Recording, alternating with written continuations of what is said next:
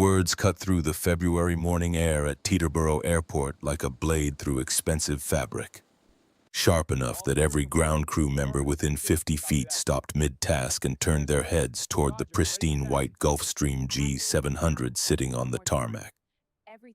Get out of that seat now. That section isn't for people like you. They weren't spoken quietly. They weren't delivered with any pretense of professionalism or courtesy. They came from a man who had spent 32 years believing that his uniform granted him the authority to decide who belonged in the rarefied world of private aviation and who didn't. Captain Robert Sullivan stood at the base of the aircraft stairs, his four-stripe epaulets catching the early light, his silver hair swept back in the kind of perfect part that suggested he spent considerable time maintaining appearances. At 54, he carried himself with the rigid posture of someone who had never been meaningfully challenged, never been forced to question whether his assumptions about the world might be catastrophically wrong. The problem, as he saw it, was the woman halfway up the air stairs. Victoria Williams had arrived at Teterboro in a 2018 Honda CR-V with a dent in the rear bumper and a coffee stain on the center console. The vehicle raised eyebrows among the signature flight support staff who were accustomed to passengers arriving in black Escalades with drivers who wore suits and earpieces. Victoria's car looked like something a substitute teacher might drive, not someone about to board an $80 million aircraft for a transatlantic flight. She wore faded Levi's that had been through enough wash cycles to soften the denim into something comfortable rather than fashionable. Her hoodie was Loro Piana cashmere, worth $1,800, but the logo was subtle enough that it might as well have been from Target. White Nike Air Force One sneakers completed the outfit, worn enough to suggest actual use rather than collector's item status. Her dark skin caught the morning sun as she paused on the stairs. Her black hair pulled back in a simple ponytail that hadn't required any product or professional styling. To Sullivan, she looked like someone who had taken a wrong turn somewhere between Newark and Manhattan and ended up in a place where she fundamentally did not belong. Victoria turned to face him, her expression registering mild surprise rather than the immediate defensiveness that Sullivan had expected. She held a boarding pass in one hand and a small leather duffel bag in the other, the kind of minimalist luggage that suggested either supreme confidence or complete ignorance about what a transatlantic flight required. "I'm sorry, did you say something?" Her voice carried the measured calm of someone who had been through this particular dance before, who knew exactly where this conversation was heading, and had already calculated 3 moves ahead. Sullivan stepped closer, positioning himself to block her path up the remaining stairs. Behind him, the Gulfstream G700 represented the absolute pinnacle of private aviation engineering. Its range could take passengers from New York to Tokyo without refueling. Its cabin could accommodate 14 people in luxury that made first-class commercial flights look like bus travel. The price tag hovered around $80 million depending on configuration and options. "I said you need to get out of that seat. This is a private charter aircraft, not a commercial flight. The boarding area is restricted." Sullivan's voice carried the practiced authority of 3 decades spent telling people what to do at 35,000 feet. He had flown celebrities, billionaires, heads of state. He had logged over 15,000 hours in the cockpit. He knew the patterns, the rhythms, the unspoken rules of private aviation, and Victoria Williams violated every single one of them. She looked down at the boarding pass in her hand, then back up at Sullivan, her eyes registering something that might have been confusion or might have been calculation. "I think there might be some confusion, Captain. I'm the passenger, Victoria Williams. I have a confirmed reservation." Sullivan let out a short laugh that carried no humor whatsoever. "Right, Victoria Williams. Let me guess, you're here to deliver catering? Maybe you're someone's assistant?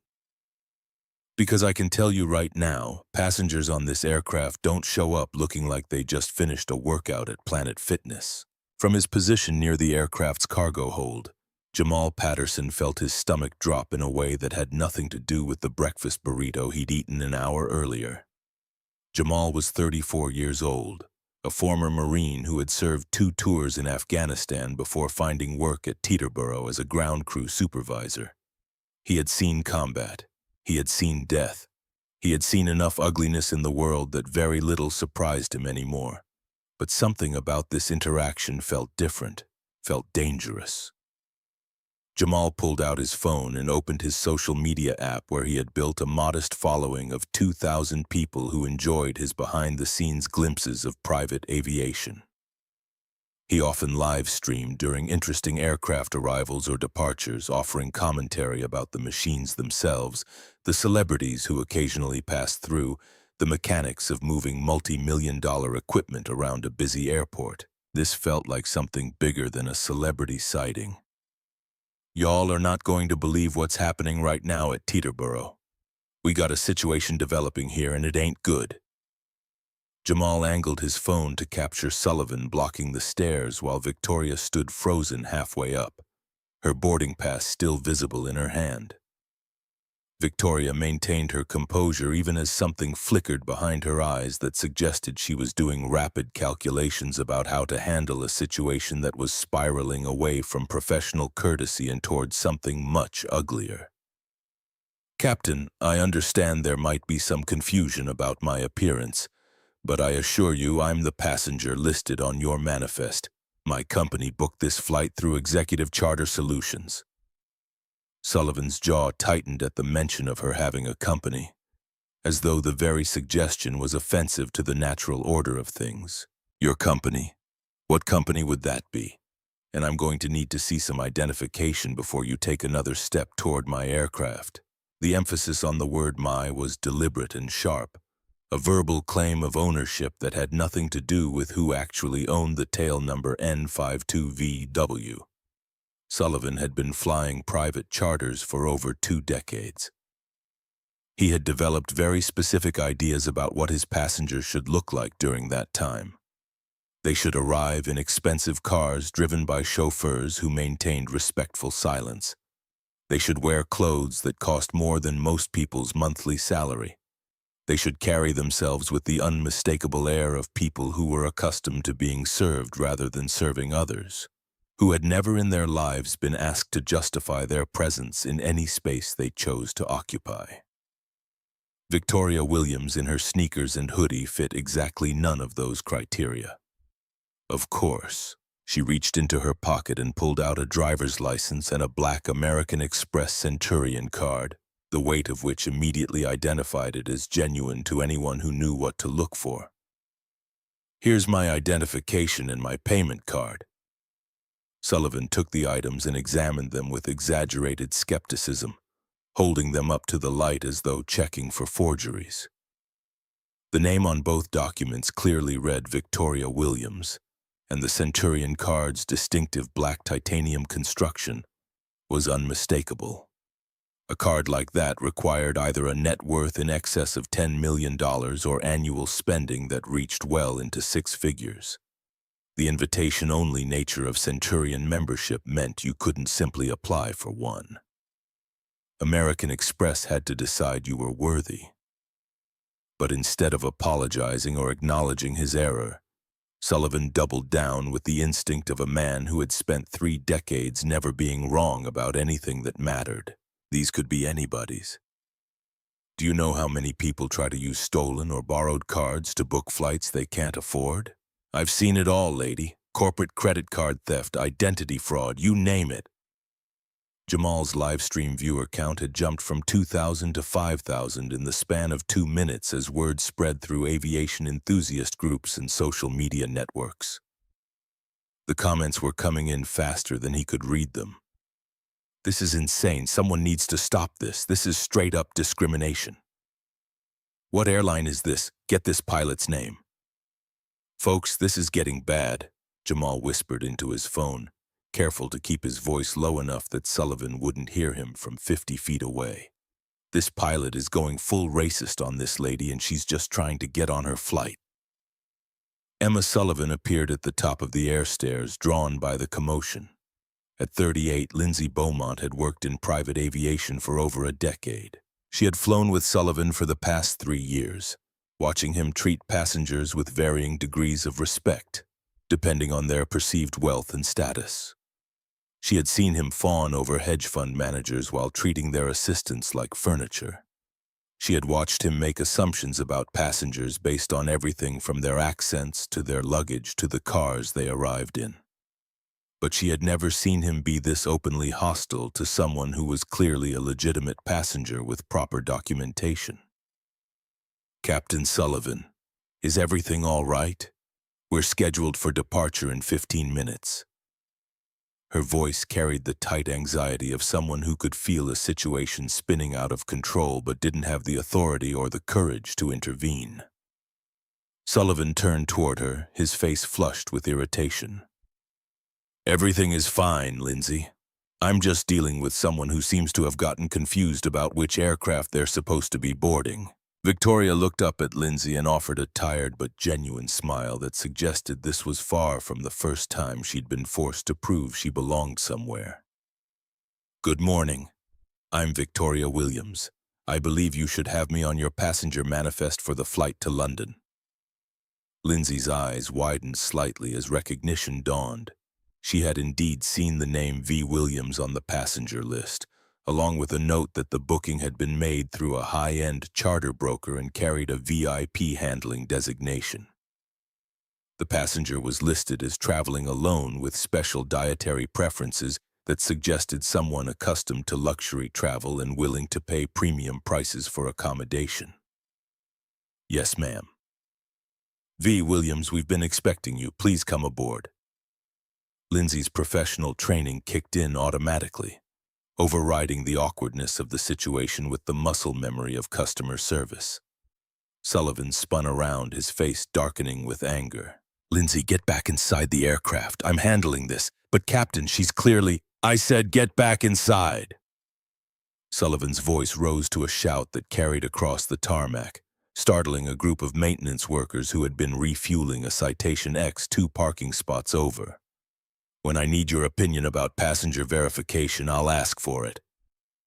Lindsay flinched as though she'd been slapped physically rather than verbally. She was a single mother with a 12-year-old daughter and a mortgage that consumed most of her paycheck. The pay in private aviation was good compared to commercial flying, but jobs were scarce and getting fired for insubordination could mean months of unemployment while trying to rebuild a reputation in an industry that ran on gossip and connections. She retreated into the cabin without another word, her face burning with shame that had nothing to do with anything she'd done wrong. Victoria watched the exchange with growing concern, not for herself but for Lindsay. She recognized the signs of a workplace bully, someone who used their position of authority to intimidate and control others. It was a pattern she had observed throughout her career in aviation, and it was exactly the kind of behavior she had come to Teterboro to investigate. "Captain, I think we can resolve this quickly. Why don't you call your operations center and confirm my booking? I'm sure they can verify my identity." Victoria's voice remained calm, but there was a subtle edge of steel underneath the politeness, the kind of quiet strength that came from dealing with men like Sullivan her entire professional life. Sullivan turned back to her with a sneer that made no attempt to hide his contempt. "I don't need to call anyone. What I need is for you to produce some real identification and proof that you're authorized to be here. And I mean real proof, not some cards you could have picked up anywhere." The accusation hung in the air, ugly and unmistakable. Sullivan wasn't questioning Victoria's documentation anymore. He was questioning her character, her honesty, her fundamental right to exist in a space he considered his domain. "What kind of proof would satisfy you? How about we start with you telling me how much this flight costs? If you're really the passenger, you should know exactly what you're paying for this charter." The question was designed to be a trap. Sullivan assumed that anyone who belonged in the cabin of an $80 million aircraft would rattle off figures without hesitation, would demonstrate their wealth through casual familiarity with astronomical expenses. Victoria paused for a moment, considering her response. She could easily answer his question. She could tell him that a charter flight from Teterboro to London Heathrow on a Gulfstream G700 typically ran between $90,000 and $120,000 depending on scheduling and routing. She could mention that fuel costs alone would exceed $20,000, that crew expenses, landing fees, and handling charges would add another $15,000 to $20,000 to the total. But answering would legitimize his interrogation. It would reinforce the idea that her right to board the aircraft was contingent on proving her wealth to his satisfaction, that she needed to pass some kind of financial quiz before being granted basic respect and courtesy. "Captain, I shouldn't have to pass a financial quiz to board a flight I've legitimately purchased. My identification matches my reservation. I have a valid payment method. What more do you need?" Sullivan's eyes narrowed, his last pretense of professional concern evaporating. "What I need is for you to understand that this isn't a bus or a subway. This is a precision operation that serves a very specific clientele. People who show up dressed like they're going to the gym don't typically belong in this environment." The mask had slipped completely. Sullivan was no longer even pretending that his objections were based on security concerns or proper identification. He was making it clear that his issue was with Victoria's appearance, her race, and his assumptions about her social status. Jamal's live stream had exploded to over 20,000 viewers. The comment section was on fire. "Someone get this pilot's name. This is 2025 and we're still dealing with this. Where is airport security? Someone call the news. Hashtag Teterboro discrimination. This is Jamal Patterson broadcasting live from Teterboro." Jamal said into his phone, his voice tight with anger. "What you're witnessing right now is pure unfiltered discrimination. This pilot is trying to deny a black woman access to her own flight based on how she's dressed and the color of her skin from the cockpit of the Gulfstream." First Officer Ethan Hayashi watched the confrontation unfold with growing alarm. At 29 years old, Ethan was relatively new to private aviation, having transitioned from commercial airlines just 2 years earlier. He had quickly learned that working with Sullivan meant walking on eggshells, never questioning the captain's decisions, and pretending not to notice when Sullivan's treatment of passengers or crew members crossed professional lines. But this was different. This was happening in public, in front of ground crew and cameras. This was the kind of incident that destroyed careers and ended up on national news. Ethan had grown up in a working-class Japanese-American family in Los Angeles. His parents had immigrated from Osaka in the 1980s, working restaurant jobs and eventually saving enough to open a small ramen shop in Little Tokyo. Ethan knew what discrimination looked like. He had experienced it himself during his early days in aviation, when some passengers and crew members made assumptions about his qualifications based on his appearance and his last name. Watching Sullivan humiliate Victoria Williams brought back memories that Ethan had spent years trying to forget, trying to move past, trying to convince himself were just unfortunate incidents rather than systematic patterns. Down on the tarmac, the confrontation was escalating beyond the point where peaceful resolution seemed possible. "Look," Sullivan stepped closer to Victoria and lowered his voice to what he probably thought was a reasonable tone. "I'm sure you're a nice lady and maybe someone told you that you could board this aircraft, but there's obviously been some kind of mistake. Why don't you go back to the terminal, call whoever booked this for you and get it sorted out? I'm sure there's a commercial flight you can catch to London. United probably has something leaving Newark in a few hours." Victoria stood her ground, though Ethan noticed from his vantage point in the cockpit that her hands had clenched slightly around the strap of her duffel bag. "Captain, there's no mistake. I booked this flight myself. I'm the passenger. I'm not going anywhere." "Yes, you are." Sullivan's voice hardened again, the brief attempt at reasonableness evaporating. "Because I am the pilot in command of this aircraft and I decide who gets on and who doesn't, and I'm telling you that you don't belong here." That was the moment everything changed. Jamal's live stream viewer count hit 30,000. The airport's operations center received its first call from a concerned viewer who had recognized the tail number and the signature flight support logo in the background. A local news producer monitoring social media flagged the incident for immediate assignment.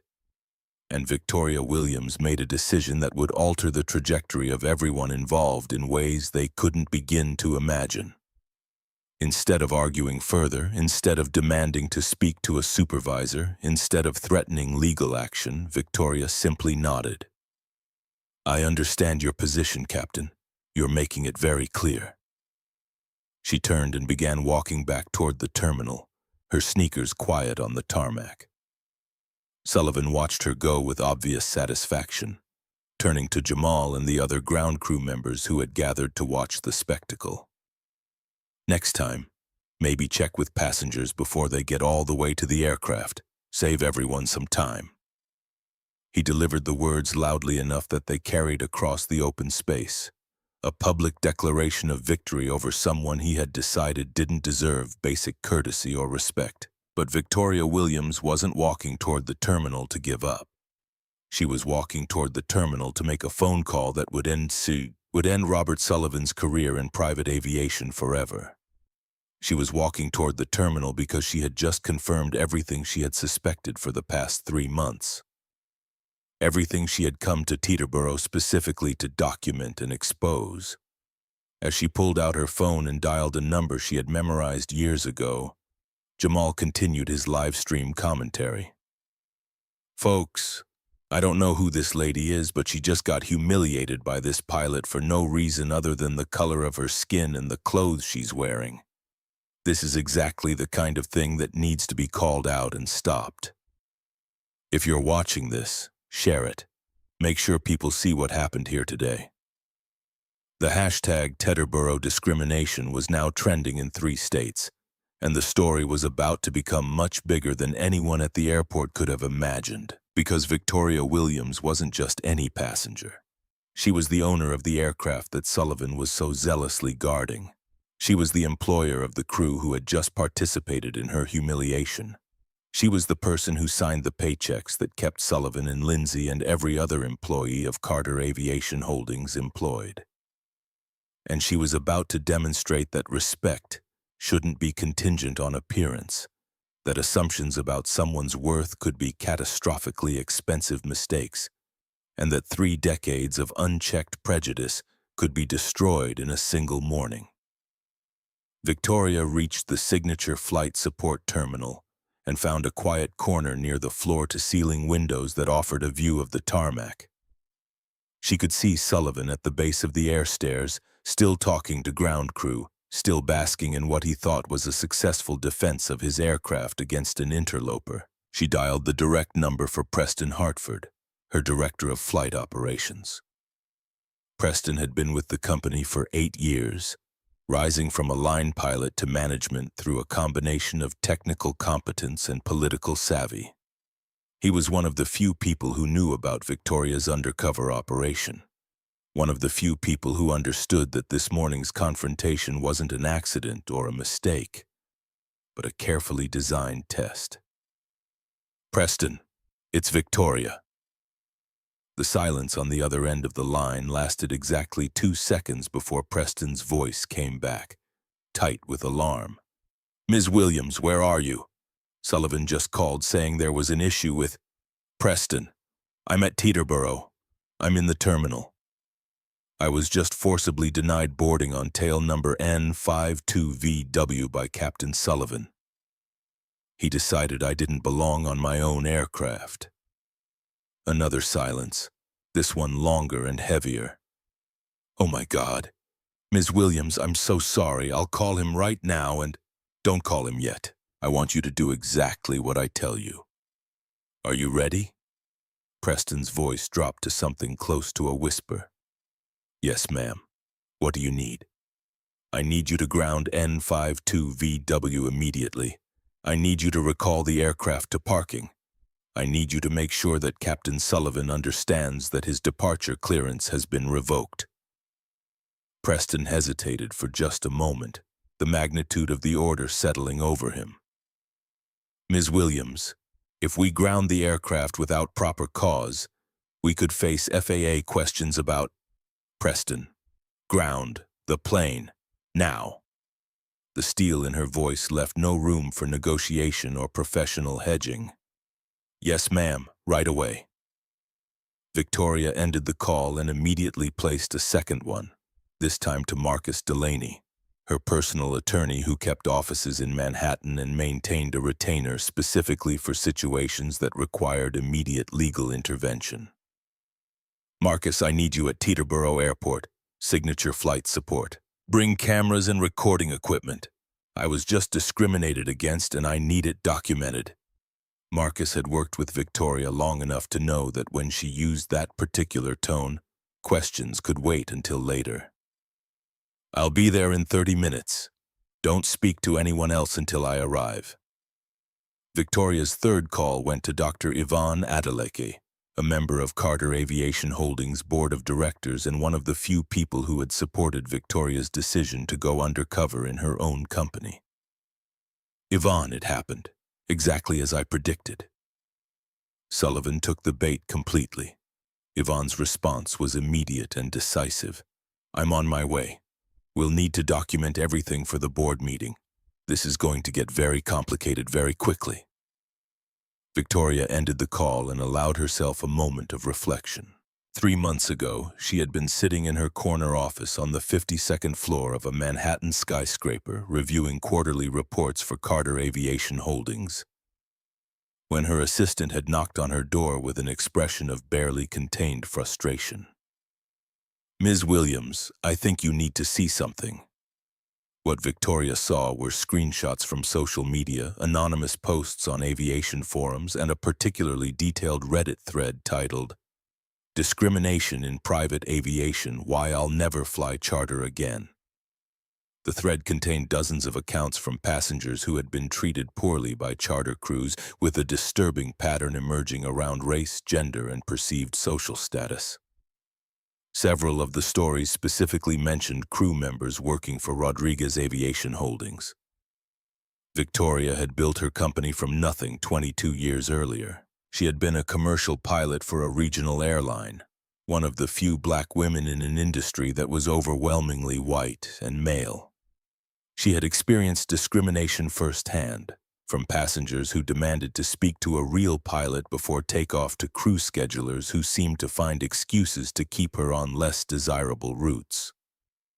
But Victoria had also inherited something powerful from her father, Captain Marcus Williams, an unshakable belief that aviation should be a place where competence mattered more than appearance, where the sky belonged to anyone brave enough to reach for it. Her father had been one of the first Latino pilots hired by a major commercial airline in the 1970s. He had faced discrimination that made Victoria's experiences seem mild by comparison. But he had also taught her that the best response to prejudice was excellence, that success was the most eloquent argument against those who doubted your qualifications. Captain Marcus Williams had died in a plane crash in 1998 when Victoria was 28 years old. The accident had been caused by a cascade of small errors, but the final factor was a first officer who had been afraid to challenge the captain's poor decision-making because of the rigid hierarchy and culture of intimidation that existed in that particular cockpit. Victoria had made a promise at her father's funeral. She would build an aviation company where safety came before ego, where respect was given based on competence rather than appearance, and where speaking up was encouraged rather than punished.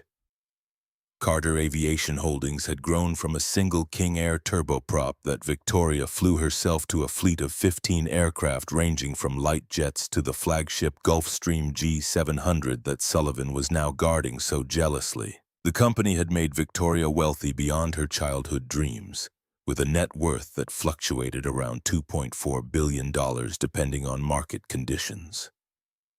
But wealth had never been the point. The point was creating an alternative to the old boy network that had dominated private aviation for decades, proving that excellent service could coexist with basic human dignity.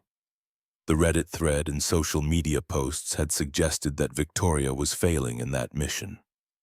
They described crew members who treated passengers differently based on their race or perceived social status. They told stories of discrimination that seemed directly counter to everything Victoria believed her company represented. So Victoria had made a decision that her board of directors thought was insane. She would go undercover. She would book charter flights on her own aircraft using a broker to hide her identity, and see firsthand how her crew members behaved when they thought no one important was watching. The first 2 flights had gone well. The crews had been professional, courteous, and welcoming to all passengers regardless of background. Victoria had begun to think that the social media complaints might have been isolated incidents, or perhaps even fabricated by competitors. Then she had specifically requested a flight with Captain Robert Sullivan. Sullivan had not been Victoria's first choice. He had been her last choice. His personnel file contained a troubling pattern of complaints from crew members and passengers, allegations that had been investigated but never definitively proven. Previous management had dismissed most of the complaints as personality conflicts or misunderstandings. Victoria had requested Sullivan for this flight because she wanted to see for herself whether the complaints were justified, whether her company was harboring someone who fundamentally opposed everything she had built. Now she had her answer. Through the terminal windows, Victoria could see Sullivan climbing back toward the aircraft, his posture radiating the satisfied swagger of a man who believed he had successfully defended his territory against an unworthy intruder. She watched as he disappeared into the cockpit, watched as Lindsay Beaumont moved through the cabin preparing for a departure that would never happen. And she waited for the phone call that would change everything. Preston Hartford's hands were shaking as he reached for his phone to call Teterboro Tower. 8 years of management experience, 15 years as a commercial pilot before that, and he had never once been asked to ground an aircraft for reasons that had nothing to do with mechanical failure or weather conditions. Teterboro Tower, this is Carter Aviation Operations. I need an immediate hold on tail number November 52 Victor Whiskey. The air traffic controller's voice came back professional but curious. Carter Operations, what's the nature of the hold? Owner of the aircraft requests immediate ground stop. No departure clearance until further notice. Preston could hear the confusion in the controller's pause. Aircraft owners didn't typically call in ground stops on their own planes while crews were preparing for departure. This was the kind of request that suggested either a serious mechanical issue or something much stranger. Roger, Carter Operations. November 5-2. Victor Whiskey is now on ground hold, will advise the crew. In the cockpit of the Gulfstream G700, Captain Robert Sullivan was running through his pre-flight checklist with the methodical efficiency of someone who had performed the same ritual thousands of times. The engines weren't started yet, but all systems were showing green. Weather between Teterboro and London Heathrow was acceptable. Flight plan had been filed and approved. Fuel load was optimal for the crossing with comfortable reserves. Everything was perfect. November 5-2. Victor Whiskey, Teterboro Tower. Sullivan pressed the radio transmit button. Go ahead, Tower. November 5-2 Victor Whiskey, hold position, do not taxi, ground hold in effect until further notice. Sullivan's hand froze on the checklist. In 32 years of flying, he had been placed on ground hold exactly 4 times, and each instance had involved either severe weather conditions or airspace restrictions due to security concerns. Tower, can you advise the nature of the hold? We're cleared for departure and we're running behind schedule. Stand by for contact from your company operations, 5-2 Victor Whiskey. Sullivan turned to Ethan Hayashi in the right seat, his expression darkening. What the hell is going on? Ethan had no answer. He had been reviewing the flight plan, double-checking the oceanic crossing procedures, trying very hard not to think about the woman Sullivan had just humiliated on the tarmac below. The ground hold felt ominous in a way Ethan couldn't articulate, like watching storm clouds gather on a horizon that had been clear moments before. Sullivan's phone rang. The caller ID showed Preston Hartford's direct line. "Bob, I need you to return to parking and shut down all systems immediately." Sullivan's face went from confused to angry in the space of a single breath. "Preston, I'm cleared to London. We're ready for departure. What's the issue?" "The issue is that you need to return to parking right now. Shut everything down and wait for further instructions." Sullivan's jaw clenched hard enough that Ethan could see the muscle working beneath the skin. "I have a schedule to maintain. I have a passenger." "Bob!"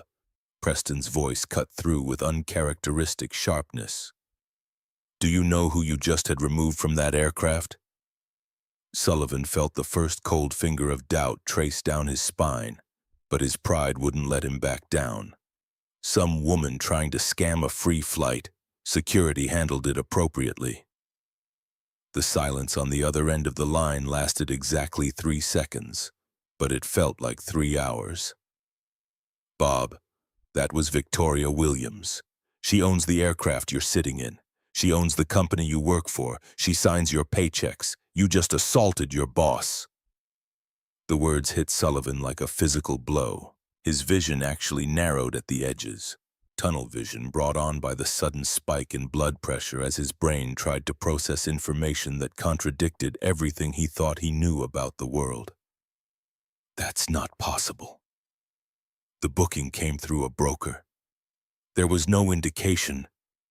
Preston's voice was tight with barely controlled panic. "She went undercover, Bob. She's been investigating discrimination complaints for 3 months. And you just gave her exactly what she was looking for." Sullivan's hand went numb around the phone. The expensive device slipped from his fingers and clattered onto the center pedestal, the sound abnormally loud in the sudden silence of the cockpit. Ethan Hayashi watched his captain's face drain of color, watched the arrogant confidence that Sullivan wore like armor crack and shatter into something that looked dangerously close to terror. "Captain, are you okay?" Sullivan couldn't answer. His throat had closed up around words that wouldn't form. 32 years of flying, 32 years of building a reputation, accumulating hours, establishing himself as a senior captain who commanded respect and deference. All of it was crumbling in real time, destroyed by his own assumptions and prejudices. In the signature flight support terminal, Victoria Williams was standing near the windows when she saw it happen. Saw the Gulf Stream that had been preparing for departure suddenly go still. Saw the auxiliary power unit that had been running shut down. Saw Sullivan emerge from the cockpit and stand at the top of the air stairs, looking out across the tarmac as though searching for something that would make sense of what was happening to him. Her phone buzzed with a text from Preston. "Aircraft grounded. Sullivan knows. What do you want me to do?" Victoria typed back quickly. "Nothing yet. Let him think about it. I'll be back in 30 minutes with counsel." She pocketed her phone and walked to the signature lounge bathroom where she had left a garment bag earlier that morning. The bag contained a Loro Piana navy suit that cost $6,800, a Hermes Birkin bag in cognac leather, and a Cartier tank watch that her father had given her when she earned her ATP license. She had arrived at Teterboro dressed like someone who shopped at outlet malls, because she wanted to see how Sullivan would treat a passenger who didn't advertise wealth through expensive accessories. Now she was going to show him who he had really been talking to. The transformation took 15 minutes. Victoria emerged from the bathroom looking like the CEO of a company worth hundreds of millions of dollars. Because that was exactly what she was. Her natural hair, which had been pulled back in a simple ponytail, now fell in carefully styled waves around her shoulders. The suit fit perfectly because it had been tailored specifically for her body. The watch caught the light as she moved. $22,000 of Swiss engineering and precious metal sitting casually on her wrist.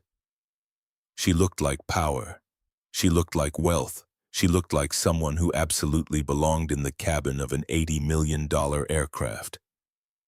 And that was exactly the point. Jamal Patterson was still live streaming when he saw the black SUVs pull up to the signature terminal. His viewer count had stabilized around 40,000, an absolutely insane number for what was usually a niche account focused on aviation enthusiasts.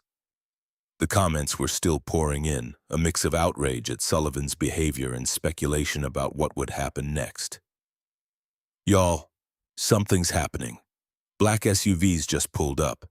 This might be about to get very interesting." Jamal zoomed his phone camera as three people emerged from the vehicles. A black woman in an expensive suit who carried herself with unmistakable authority. A white man in his late 40s wearing the kind of sharp tailoring that suggested legal profession. And another black woman, older, with silver hair and the bearing of someone accustomed to boardrooms and power. The woman in the navy suit was the same person Sullivan had turned away 45 minutes earlier. But she looked so completely different that Jamal actually did a double take before recognizing her. Holy shit, that's her. That's the woman from earlier. She just showed up looking like she owns the whole damn airport. The three figures walked across the tarmac with purpose, heading directly toward the grounded Gulf Stream. Ground crew members stopped their work to watch. Maintenance workers paused mid-task. Everyone could feel that something significant was happening, even if they didn't understand exactly what. Sullivan saw them coming from his position at the top of the air stairs. Saw Victoria Williams transformed from the casually dressed woman he had dismissed into someone who radiated wealth and authority with every step. Saw the lawyer and the board member flanking her like an honor guard. His legs felt weak, actually weak, like his knees might give out and send him tumbling down the metal stairs onto the tarmac below. Lindsay Beaumont appeared beside him, drawn by the obvious tension radiating from her captain. "Captain Sullivan, who are those people?" Sullivan's voice came out as a croak. "That's Victoria Williams. She owns the company." I didn't know." Lindsay's face went pale as the implications settled over her like a physical weight. She had participated in the confrontation earlier. She had watched Sullivan humiliate a passenger, and she had done nothing beyond a single weak objection before retreating into the cabin. She had been complicit through her silence, and now that silence was going to cost her everything. Victoria stopped 10 feet from the base of the air stairs. Marcus Delaney, her attorney, positioned himself slightly behind and to her right, already recording the encounter on his phone. Dr. Yvonne Adeleke stood to her left, her expression carefully neutral but her eyes sharp with the kind of attention that suggested she was cataloging every detail for later analysis. "Captain Sullivan." Victoria's voice carried across the open space with perfect clarity. "We need to talk about what happened here this morning." Sullivan descended the stairs on legs that felt like they belonged to someone else. Each step was an exercise in maintaining balance and dignity, when everything inside him was screaming to run, to hide, to find some way to undo the last hour of his life. "Ms. Williams." His voice shook despite his best efforts to control it. "I had no idea who you were. The booking came through a broker. There was no indication that you were the owner." Victoria let the words hang in the air for a moment before responding. "Captain Sullivan, if you had known I was wealthy, you would have treated me with respect. But because you assumed I was poor, you felt entitled to humiliate me. That tells me everything I need to know about your character." Sullivan's face flushed red, a combination of shame and residual anger at being caught, at being exposed, at having his prejudices turned into evidence against him. "Ma'am, I was just trying to maintain security protocols. I've been flying for 32 years and I've learned to spot problems before they become—" "You spotted a black woman in casual clothes and decided she was a problem." Victoria's tone remained calm but carried an edge sharp enough to cut. "You didn't check with operations. You didn't verify my booking properly. You made assumptions based on how I looked, and you acted on those assumptions in a way that was both unprofessional and discriminatory. Jamal's live stream was capturing every word, every facial expression, every moment of Sullivan's discomfort. The viewer count had hit 60,000. The hashtag Private Jet Karma was trending nationwide. News vans from 3 local stations were already en route to Teterboro. I made a mistake. Sullivan's voice dropped to something close to pleading. I should have been more professional. I should have followed proper procedures, but surely we can work this out. I've been with Carter Aviation for... Captain Sullivan, I'm going to be very clear with you. Victoria pulled a document from her Hermes bag, unfolding it carefully. This is the aircraft registration for tail number November 52 Victor Whiskey. Would you like to know what the letters VW stand for? Sullivan stared at the document, his vision swimming slightly as the official FAA registration came into focus. Victoria Williams. The aircraft is registered in my name because I own it personally. This $80 million machine that you were so zealously guarding, it belongs to me. The silence that followed was absolute. Even the ambient noise of the busy airport seemed to fade into nothing as the full weight of Victoria's revelation settled over everyone present. You work for me, Captain Sullivan. You fly aircraft that I own. You receive paychecks that I authorize. And this morning you decided that I didn't belong on my own airplane because I wasn't dressed the way you thought wealthy people should dress. Marcus Delaney stepped forward, his voice carrying the practiced authority of someone who had delivered bad news to powerful people many times before. Captain Sullivan, my client was subjected to discrimination, verbal harassment, and what could be construed as unlawful detention. We have multiple witnesses. We have video evidence from the live stream that's currently being watched by tens of thousands of people. And we have documentation of a pattern of similar behavior stretching back years. Sullivan's eyes widened. What pattern? What are you talking about? Victoria's expression hardened. Did you think you were careful, Captain? Did you think that your little comments about passengers who didn't look right went unnoticed? I have 47 documented complaints against you from the past 4 years. Passengers who felt discriminated against, crew members who reported your behavior. All of it buried by management who valued your seniority more than their principles. She turned to Dr. Adeleke. Yvonne, I want full documentation of everything that happened here this morning. I want statements from every ground crew member who witnessed the confrontation. And I want Captain Sullivan's personnel file on my desk by end of business today. Dr. Adeleke nodded, already making notes on her tablet. It will be done. Sullivan felt his world collapsing with the inexorable weight of a building imploding in slow motion. Ms. Williams, please. I have a mortgage. I have obligations. I've dedicated my life to aviation. Surely there's some way to...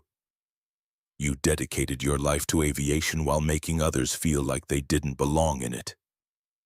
Victoria's voice cut through his pleading like a scalpel. How many young pilots do you think looked up to you and learned that discrimination was acceptable? How many passengers went home feeling humiliated because you decided they didn't meet your personal standards of what wealth should look like? Lindsay Beaumont was watching from the top of the air stairs, her face streaked with tears that she didn't bother to hide. She had spent 3 years working with Sullivan, 3 years watching him treat people differently based on arbitrary criteria, 3 years filing reports that went nowhere and convincing herself that keeping quiet was the same as staying neutral. Now she understood that silence in the face of discrimination was just another form of complicity. Victoria's phone buzzed with a text from Preston Hartford. Security footage from Signature shows the entire confrontation. Do you want me to preserve it for legal? Victoria typed back immediately. Yes, and I want security called. Sullivan and Beaumont need to be escorted from the property. She looked back up at Sullivan, her expression unreadable. Captain Sullivan, Your employment with Carter Aviation Holdings is terminated effective immediately. You will be escorted from this property and banned from all company facilities. Your final paycheck will be mailed to your address on file, minus any damages and legal fees we incur as a result of today's incident. Sullivan's knees actually buckled. He caught himself on the stair railing, his breath coming in short gasps that suggested either a panic attack or the onset of cardiac problems. You can't do this. I have union protection. Union. I have seniority rights. You have nothing. Marcus Delaney's voice was cold and clinical. Your behavior constitutes gross misconduct. Discrimination is grounds for immediate termination under both company policy and federal law. Any union representation will be aimed at damage control, not reinstatement. Airport security arrived in the form of 2 officers who looked distinctly uncomfortable with whatever they had been told about the situation. One of them approached Sullivan carefully as though dealing with someone who might become violent without warning.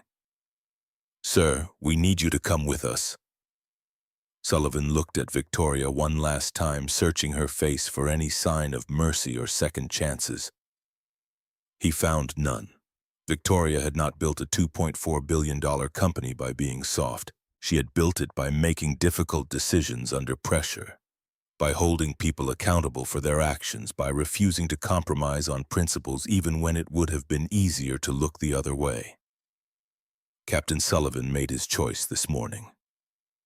Victoria's words were quiet but carried to every person watching. He chose to judge me by my appearance rather than my documentation. He chose to humiliate me rather than follow proper procedures. He chose his prejudices over professionalism. Now he gets to live with the consequences of those choices. Sullivan was led away by security, his shoulders slumped in the posture of a man who had just watched his entire identity crumble. 32 years of being Captain Robert Sullivan, respected senior pilot, authority figure, someone who commanded deference and respect, gone in a single morning because he couldn't see past his own assumptions about who belonged in the world he considered his domain. Lindsay Beaumont descended the air stairs slowly, knowing what was coming. "Ms. Williams, I'm so sorry. I should have spoken up. I should have stopped him. I knew it was wrong and I just stood there." Victoria studied the younger woman for a long moment.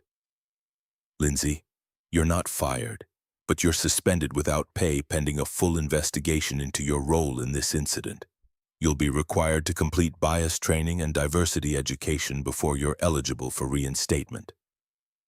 And if I find out that you've participated in similar behavior in the past, we'll revisit the question of your employment." Lindsay nodded, tears streaming freely now. "Thank you. I understand. I'll do whatever it takes to make this right. Making it right means ensuring it never happens again."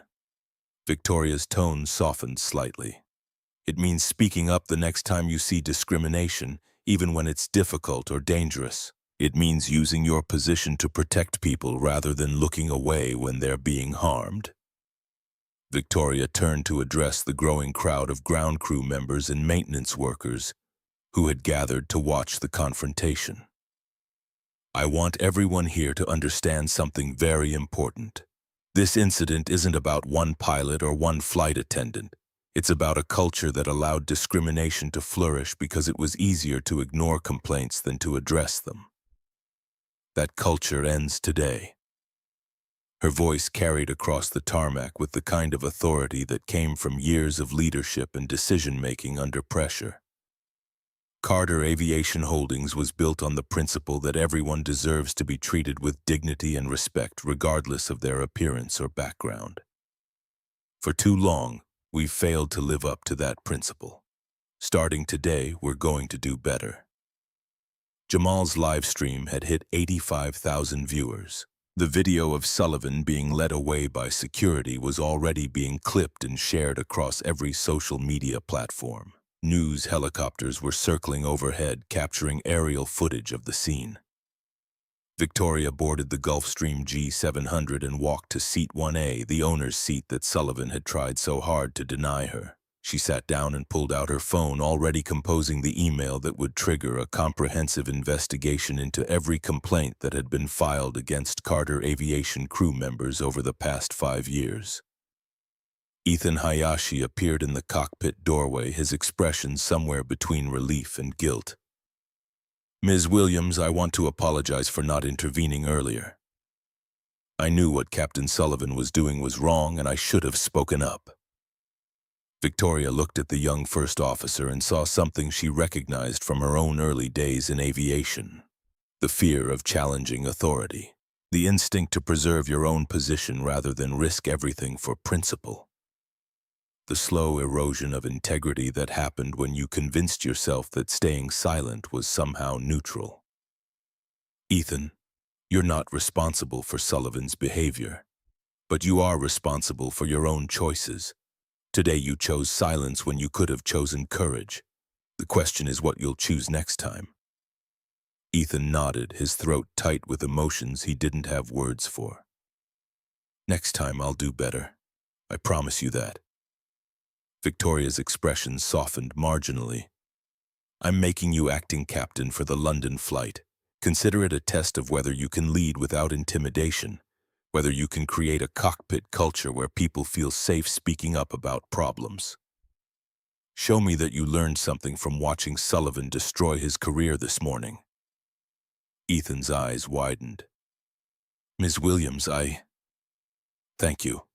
I won't let you down. You'll let me down if you become another version of Sullivan. You'll succeed if you become something better." Victoria spent the next hour giving statements to airport security, to local police who arrived to take reports, to her own legal team who were already preparing for the litigation and public relations challenges that would follow. Marcus Delaney was coordinating with a crisis management firm to get ahead of the media narrative. Dr. Adeleke was calling an emergency board meeting to brief other directors on what had transpired. Preston Hartford arrived at Teterboro looking like he'd aged 5 years in the past 2 hours. His shirt was wrinkled from being thrown on hastily. His tie was crooked. His normally perfect composure had been replaced by the haunted expression of someone who knew their job was hanging by a thread. "Ms. Williams, I need to explain about the complaints against Sullivan. I know I should have acted sooner, but—" "Preston." Victoria's voice stopped him mid-sentence. "We'll discuss your role in this later. Right now, I need you to ground every aircraft in the Carter Aviation fleet. I want every crew member to attend mandatory meetings tomorrow morning. And I want a complete audit of every personnel file, every complaint, every incident report from the past 5 years. Preston swallowed hard. "Yes, ma'am. I'll start immediately." "And Preston, one more thing. Yes? Clean out your office. You're suspended pending investigation. You had 47 complaints about Sullivan and you buried every single one of them. That makes you complicit in everything that happened here today." Preston's face went gray, but he nodded. "I understand." Victoria watched him walk away, watched another career begin its slow collapse under the weight of decisions made and actions not taken. She felt no satisfaction in it, only a grim determination to ensure that the culture that had enabled Sullivan and others like him would not survive what was coming. Her phone buzzed with notifications, news alerts about the incident, social media mentions that numbered in the hundreds of thousands, emails from competitors offering sympathy and support that was probably at least partially motivated by schadenfreude at a rival's public embarrassment. And one text message from a number she didn't recognize. "I saw what happened on the live stream. I was a passenger on one of your flights last year. Captain Sullivan treated me the same way. I filed a complaint but never heard back. Thank you for finally doing something about it. Keisha Robinson." Victoria stared at the message for a long moment, feeling the full weight of what she had uncovered settling onto her shoulders. This wasn't just about Sullivan. This was about a systematic failure to protect passengers and crew from discrimination. This was about a culture that had valued seniority and stability over justice and accountability. She typed back quickly. Ms. Robinson, I'm deeply sorry for what you experienced and for our failure to address it properly. I would like to speak with you about your experience if you're willing. What happened to you matters, and I want to make sure nothing like it happens to anyone else. The response came back within seconds. I'll talk, and I know others who will too. Let's make sure this actually changes things. Victoria looked out the window of the Gulf Stream at the tarmac where Sullivan had stood less than 3 hours earlier, confidently defending his prejudices, certain of his authority, convinced that he was protecting standards rather than perpetuating discrimination. She thought about her father, about the promise she had made at his funeral, about the 22 years she had spent building something that was supposed to be different from the toxic hierarchies that had killed him. And she made a decision that would transform not just her company, but the entire private aviation industry. This was going to be bigger than Sullivan. This was going to be a reckoning. The emergency board meeting of Carter Aviation Holdings convened at 4 o'clock that afternoon in a conference room on the 52nd floor of a Manhattan skyscraper that offered sweeping views of the Hudson River. 9 board members sat around a table made of reclaimed aircraft aluminum, a design choice Victoria had insisted on when the company went public 8 years earlier. The metal carried history, transformation, second chances. Victoria stood at the head of the table, still wearing the navy Loro Piana suit, though she had removed her jacket in deference to the tension radiating through the room like heat shimmer off tarmac in August. Before we begin the formal proceedings, I want each of you to watch something. She nodded to her assistant, who queued up Jamal Patterson's live stream on the room's main display. The video had been edited down to a 12-minute compilation showing Sullivan's initial confrontation, the escalating accusations, Victoria's calm attempts to de-escalate, and finally her quiet departure while Sullivan basked in what he thought was victory. The board members watched in slints. Some shifted uncomfortably in their chairs. Others took notes. Lawrence Vandermeer, the chief operating officer who had been with the company for 6 years, leaned back with his arms crossed, his expression unreadable. When the video ended, Victoria let the silence stretch for exactly 10 seconds before speaking. This video has been viewed 4.2 million times in the past 6 hours.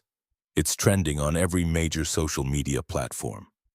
We've received calls from CNN, Fox News, MSNBC, and 3 major newspapers requesting interviews. Our stock price dropped 11% before trading was halted pending this meeting. Vandermeer uncrossed his arms and leaned forward. Victoria, what you did this morning was reckless. You deliberately entrapped one of our senior pilots. You created a public relations disaster that's going to cost us millions in lost business and legal fees. This board needs to seriously consider whether what, Lawrence? Victoria's voice could have etched glass. Whether I should have continued to let Captain Sullivan discriminate against passengers. Whether I should have ignored the 47 complaints that were filed against him over 4 years. Whether I should have protected a racist pilot instead of the people he was harming. Those complaints were investigated. We found no conclusive evidence of... You found no evidence because you didn't want to find evidence. Victoria pulled a thick folder from her briefcase and dropped it on the conference table with a sound like a judge's gavel. I had an independent investigator spend the past 3 months reviewing those complaints. Here's what they found. She opened the folder and began reading. May 2021, passenger Keisha Robinson, black woman, tech CEO, flying from Teterboro to San Francisco. Sullivan questioned her payment method 6 times, forced her to move to a rear seat despite booking first-class accommodation, told her that people like her should be grateful to be on the plane at all. Ms. Robinson filed a complaint with your office, Lawrence. You dismissed it as a misunderstanding. Vandermeer's face flushed, but he said nothing. March 2022, passenger Dr. Raymond Nakamura. Japanese-American surgeon flying to a medical conference. Sullivan assumed he was janitorial staff, tried to remove him from the cabin. Dr. Nakamura filed a complaint, dismissed as personality conflict. Victoria flipped through several more pages. July 2023, passenger Maria Santos, Latina attorney. Lindsay Beaumont refused to serve her the meal she'd requested, suggesting it wasn't what she was used to eating. Sullivan backed Beaumont and threatened to divert the flight if Ms. Santos complained further. Complaint filed, dismissed. She looked around the table, making eye contact with each board member in turn. I have documentation of 47 similar incidents spanning 4 years. 89% of them involved passengers of color.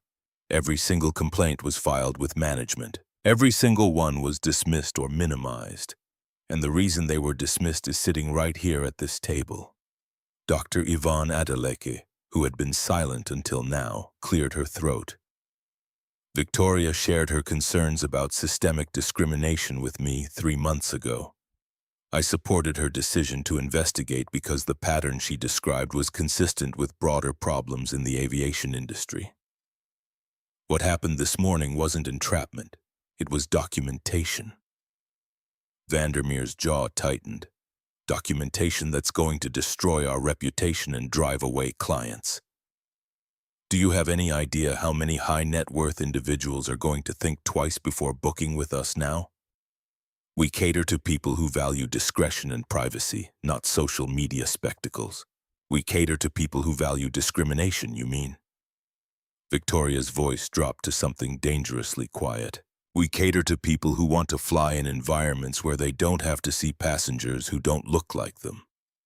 That's what you've been protecting, Lawrence. Not excellence. Not service. Exclusion. That's not fair. I was trying to balance. You were trying to avoid difficult conversations and uncomfortable changes. Victoria cut him off. You buried complaints because investigating them properly would have required you to acknowledge that we had a cultural problem. You protected Sullivan because firing a senior captain would have been disruptive and expensive. You chose convenience over justice, and that choice has been replicated throughout our organization. She pulled out another document, this one showing email exchanges between Vandermeer and 3 regional managers. These emails show a deliberate pattern of suppression. You advised managers to settle complaints quietly with non-disclosure agreements. You paid out $1.2 million over 3 years to make problems disappear rather than addressing their root causes. 23 former employees signed ND, as agreeing not to discuss their experiences with Carter Aviation in exchange for financial settlements. The room went very quiet. Several board members were staring at Vandermeer with expressions ranging from shock to barely concealed anger. Lawrence, is this accurate? The question came from Patricia Morrison, the board's audit committee chair. Did you authorize payments to suppress discrimination complaints without bringing them to the board's attention? Vandermeer's face had gone from flushed to pale. I was exercising my authority as COO to manage operational risks. Those settlements were within my discretionary spending limits. I didn't need board approval for... You needed board approval for a systematic cover-up of civil rights violations. Patricia's voice was sharp enough to draw blood. You needed board approval before you created a liability exposure that could cost this company everything Victoria built. Victoria watched the dynamics shift around the table. Vandermeer was isolated now, his support evaporating as board members recognized that their own reputations were at stake, that association with his decisions could taint them all. Lawrence, your employment with Carter Aviation Holdings is terminated effective immediately. You'll be escorted from the building and banned from all company facilities.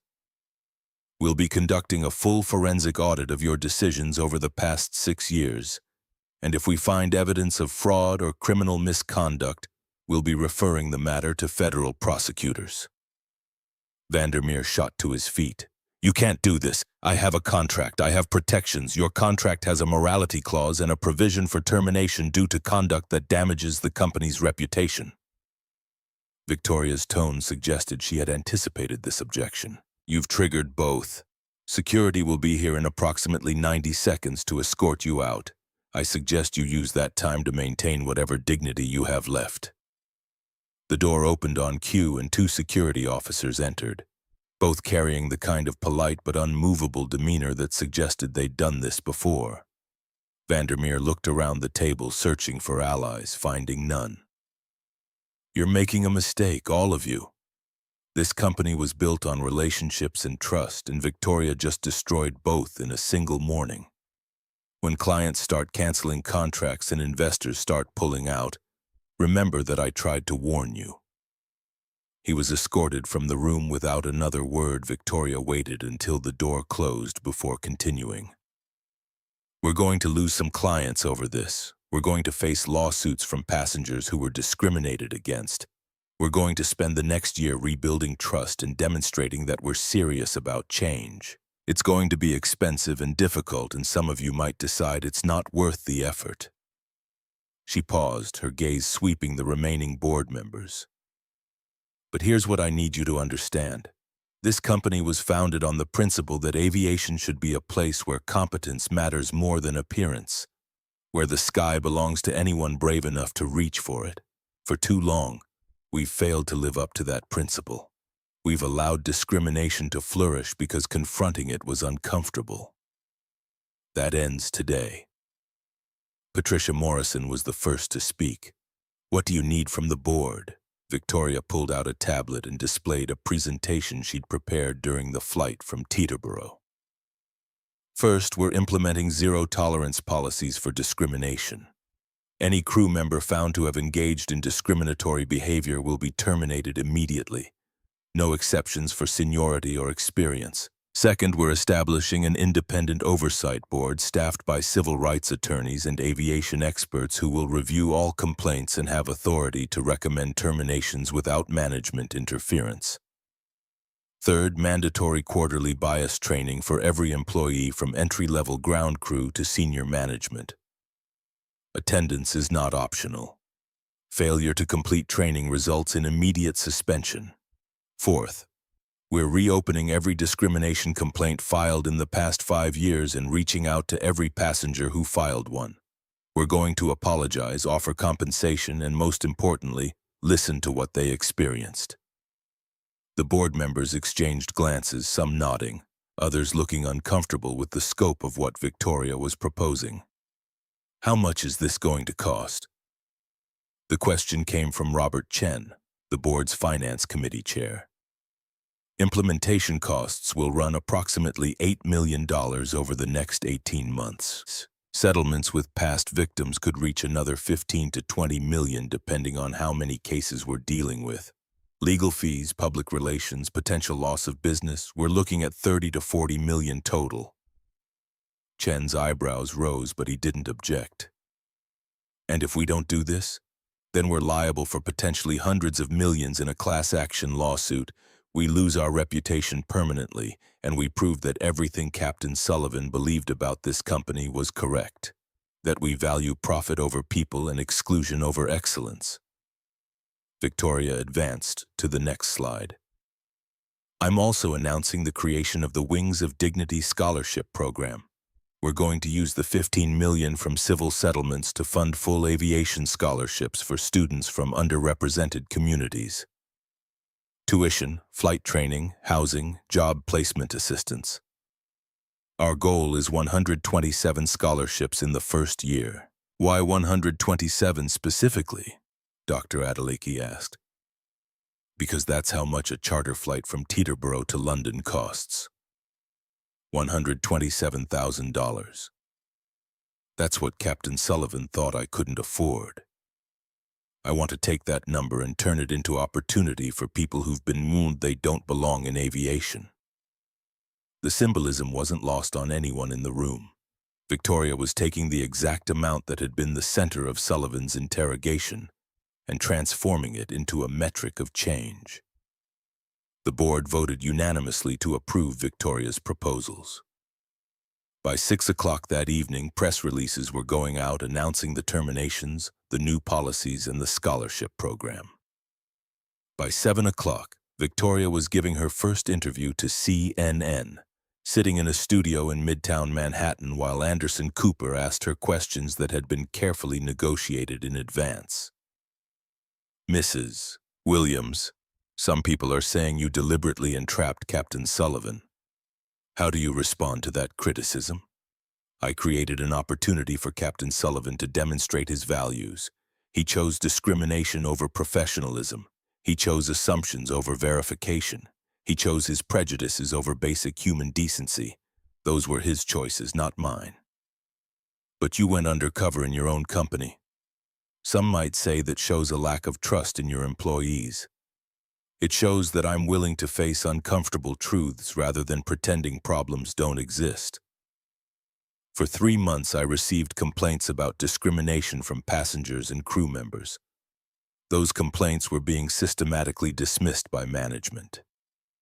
I needed to see for myself whether the complaints were valid. And what did you find? I found exactly what I feared. A culture that protected discriminatory behavior because confronting it was difficult. A system that valued seniority over justice, and leadership that chose silence over accountability. Cooper leaned forward slightly. What message do you want to send to other companies in the aviation industry? Dignity is not negotiable. Respect cannot be conditional on appearance or wealth. And when you have power to create change, your silence becomes complicity. The interview clip went viral within hours, generating another wave of media coverage and social media discussion. Victoria's words about dignity being non-negotiable and silence becoming complicity were being quoted everywhere, from Twitter threads to newspaper editorials. By the time Victoria returned to her apartment in Tribeca at 11 that night, she was exhausted in a way that had nothing to do with physical fatigue. She had spent 16 hours dismantling careers, restructuring policies, giving interviews, and laying the groundwork for changes that would ripple through her company for years. Her phone buzzed with the text from Keisha Robinson, the tech CEO who had been discriminated against by Sullivan in 2021. I saw your CNN interview. Thank you for saying what needed to be said. I'm ready to talk about my experience whenever you're ready to listen. Victoria typed back immediately. Tomorrow morning, 9 a.m., my office, and please bring anyone else who's willing to share their story. I want to hear from everyone who was failed by my company. The response came quickly. I'll bring 4 others. We've been talking since the video went viral. We all have stories. Victoria set her phone down and walked to the window, looking out at the Manhattan skyline. Somewhere out there, Sullivan was probably drinking or crying or both, watching his 32-year career reduced to a hashtag and a cautionary tale. Vandermeer was probably calling lawyers, trying to figure out if he had any recourse against termination. Lindsay Beaumont was probably wondering if her suspension would turn into something permanent. And somewhere out there, young people who had been told they didn't belong in aviation were watching the news coverage and wondering if maybe things were actually changing. If maybe they really could reach for the sky without being told their hands weren't the right color to grip the controls. Victoria's father had told her once that the hardest part of leadership wasn't making big decisions under pressure. It was living with the consequences after the pressure faded, when you had time to second-guess yourself, to wonder if you'd been too harsh or too lenient, too public or too quiet. She didn't feel any doubt about Sullivan. He had earned his termination through years of discrimination and a morning of spectacular poor judgment. But she did wonder about the others caught in the blast radius. Lindsay, who had been complicit through silence but showed genuine remorse. Preston, who had buried complaints but seemed to understand the weight of what he'd done. The board members who had trusted Vandermeer's judgment and never asked the hard questions. How much mercy did you show people who enabled injustice through passivity rather than active malice? Her phone rang. The caller ID showed Dr. Adeleki. Victoria, I wanted to let you know that we've already received preliminary interest from 23 other aviation companies about adopting similar policies. The FAA is talking about creating industry-wide guidelines based on what you announced today. You've started something bigger than Carter Aviation. That was always the goal. If this was just about one pilot, it wouldn't be worth the cost. But if we can change how the entire industry thinks about discrimination, then your father's death meant something. Yvonne's voice was gentle. He died because of a toxic cockpit culture. You're dismantling that culture one policy at a time. He'd be proud. Victoria felt her throat tighten with emotions. She couldn't afford to examine too closely. Thank you, Yvonne, for supporting this, for believing it mattered. It does matter. And tomorrow when you meet with those passengers who were harmed, remember that you're giving them something they never got before. Acknowledgement, apology, justice. After the call ended, Victoria pulled out her laptop and began drafting the speech she would give to Carter Aviation employees the following morning. Every crew member had been ordered to attend mandatory meetings at their home bases. Victoria would be video conferencing into all 15 locations simultaneously. The speech needed to accomplish several things at once. Explain what had happened without sensationalizing it. Acknowledge the systemic failures without demoralizing good employees. Lay out the new policies without sounding preachy. And most importantly, make it clear that this was a beginning rather than an ending, that the hard work of cultural change was just starting. She wrote and rewrote for 2 hours, finally settling on an opening that felt true. Yesterday morning, I was denied boarding on one of my own aircraft because a pilot decided I didn't look like I belonged there. That incident was wrong. It was discriminatory. It was unacceptable. But it wasn't unique. It was the result of a culture that we allowed to develop, a culture that valued appearances over documentation, assumptions over evidence, and silence over accountability. Victoria paused, reading the words back to herself. They felt right, honest, unflinching. She kept writing. The next morning, Victoria arrived at her office at 7:30 to find a line of people waiting in the lobby. Keisha Robinson was there, along with Dr. Raymond Nakamura, Maria Santos, and 2 other passengers Victoria didn't immediately recognize. They all looked nervous, as though they weren't entirely sure they should be here, weren't entirely convinced that this invitation was genuine. Thank you all for coming. Victoria shook each person's hand in turn, maintaining eye contact, making sure they understood this wasn't performative courtesy.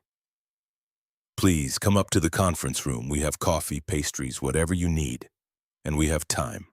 As much time as you need to tell your stories.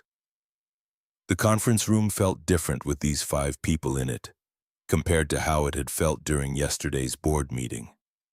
Yesterday it had been about power and consequences. Today it was about listening and acknowledging harm that had been done to real people with real lives who had been treated as problems rather than passengers. Keisha Robinson spoke first, her voice steady but carrying an undercurrent of anger that 3 years hadn't diminished. I founded my company when I was 26, built it from nothing to $100 million in revenue in 8 years. I've been featured in Forbes, Fortune, TechCrunch. I've given keynote speeches at major conferences. But when I got on that plane in 2021, Captain Sullivan treated me like I was trying to steal something that didn't belong to me. She described the interrogation about her payment method, the forced move to a rear seat, the humiliation of having her credentials questioned in front of other passengers. The worst part wasn't even what he did. It was the complaint process afterward. I spent 2 hours writing a detailed account of what happened. I provided documentation. I even had witnesses who were willing to corroborate my story. And I got back a form letter saying the matter had been investigated and resolved. No details, no follow-up. Just a brush-off that made it clear my experience didn't matter. Victoria listened without interrupting. taking notes, maintaining eye contact. When Keisha finished, she asked a single question. If you could change one thing about how we handled your complaint, what would it be? I would want to know that someone actually listened, that someone believed me, that my experience was taken seriously rather than dismissed as a misunderstanding or a personality conflict. Dr. Nakamura went next, describing how Sullivan's assumption that he was janitorial staff had made him feel erased, how being treated as though his presence in a first-class cabin required explanation had triggered memories of his parents' experiences with discrimination in the 1980s. I've spent my entire career proving I belong in spaces where people assume I don't. Operating rooms, medical conferences, academic committees. I thought private aviation would be different. I thought paying premium prices would insulate me from that kind of treatment. I was wrong. Maria Santos talked about Lindsay Beaumont's refusal to serve her the meal she'd requested, the implication that she wasn't accustomed to fine dining. Sullivan's threat to divert the flight if she complained. I'm an attorney. I know my rights. I know what discrimination looks like in legal terms. But knowing your rights doesn't make it hurt less when someone treats you like you're beneath them. The other two passengers shared similar stories. Different details, but the same underlying pattern. Being questioned more thoroughly than other passengers. Being treated with suspicion rather than courtesy. Being made to feel like their presence required justification. By the time everyone had spoken, 2 hours had passed. Victoria's notes covered 6 pages. Her assistant had quietly recorded everything with everyone's permission, creating a permanent record of harm that would inform every policy decision going forward. I want to apologize to each of you on behalf of Carter Aviation Holdings.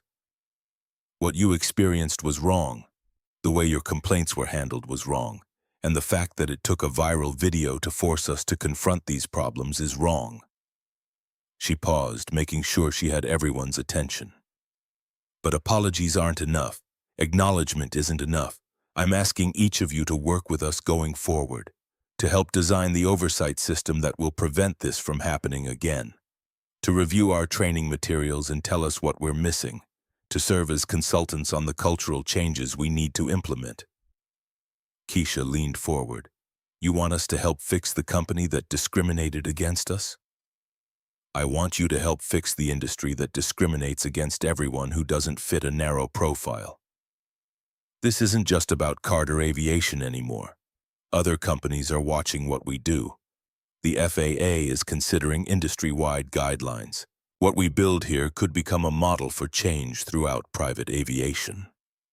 The 5 passengers exchanged glances, a silent conversation happening in the space between them. How much are you paying for this consulting work? Dr. Nakamura's question was practical rather than mercenary.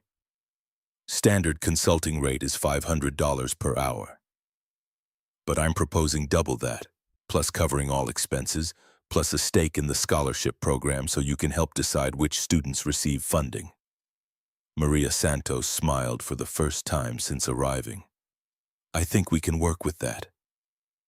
The meeting broke up with agreements to reconvene in a week, after everyone had time to review the proposed policies and think about what changes would actually make a difference.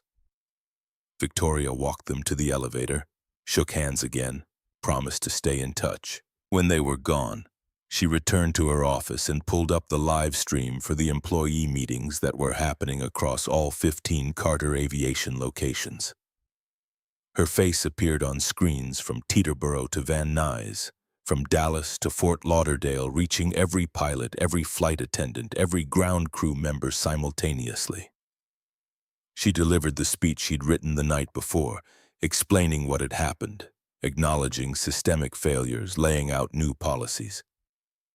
But she added something she hadn't planned, something that came from listening to Keisha and Raymond and Maria share their stories.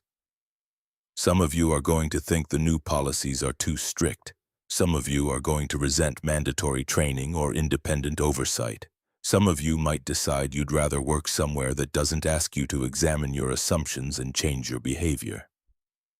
She paused, letting that sink in. If that's how you feel, I understand. Change is uncomfortable. Accountability is difficult. But I need you to understand something very clearly.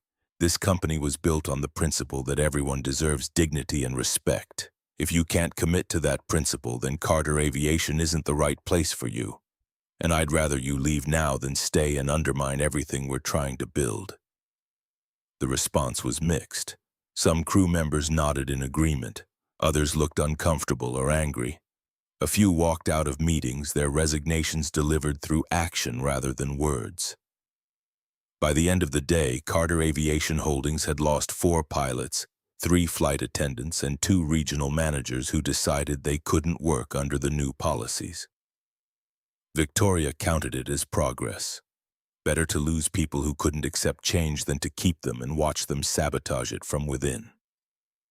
Her phone buzzed with a text from Jamal Patterson, the ground crew member whose live stream had started everything. Williams, I don't know if you remember me, but I was the one filming yesterday. I wanted to say thank you for what you're doing. My little cousin wants to be a pilot, and she's always been told girls like her don't fly planes. Maybe now she'll believe she can. Victoria stared at the message for a long moment, feeling the weight of responsibility settle more firmly on her shoulders. She typed back carefully. Tell your cousin the sky belongs to her just as much as anyone else, and if anyone tells her otherwise, she can call me personally.